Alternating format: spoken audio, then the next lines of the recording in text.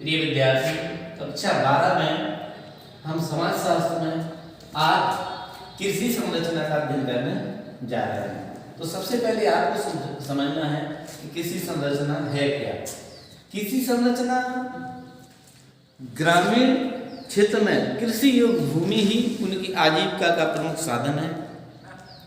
जो गांव के लोग होते हैं तो उनकी आजीविका का जो प्रमुख साधन है वो कृषि योग्य भूमि है।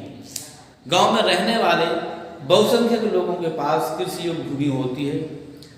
कुछ लोगों के पास भूमि नहीं होती है, वे अपनी आजीविका भी कृषि क्षेत्र में काम करके ही चलाते हैं। अर्थात जिनके पास भूमि नहीं होती है वो भी कहीं ना कहीं खेतों में किसी से संबंधित मजदूरी करके अपना जीवन यापन करते हैं। अब हम समझते हैं कि कृषि संरचना की प्रमुख विशेषताएं क्या हैं। तो सबसे पहली विशेषता है कृषि मजदूर।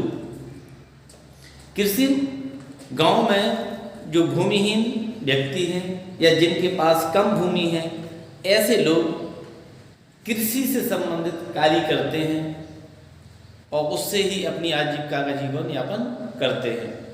फिर दूसरा है महिलाओं को पारिवारिक संपत्ति में हिस्सेदारी नहीं।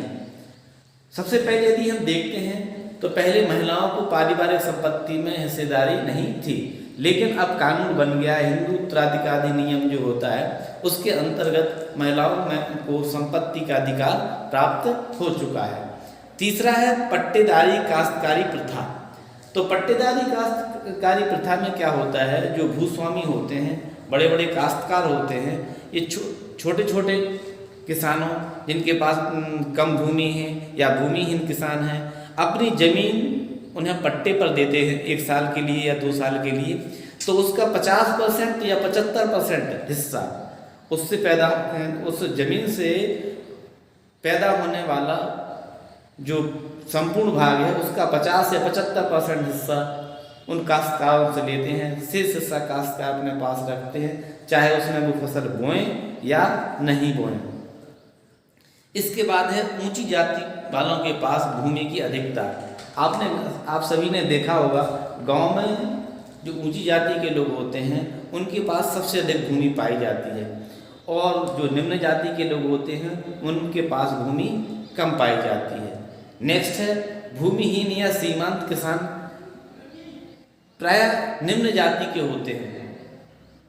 जो भूमिहीन किसान होते हैं या सीमांत किसान होते हैं जिनके पास कम जमीन होती है, तो ऐसे लोगों की संख्या अधिकतर निम्न जाति के लोगों की होती है।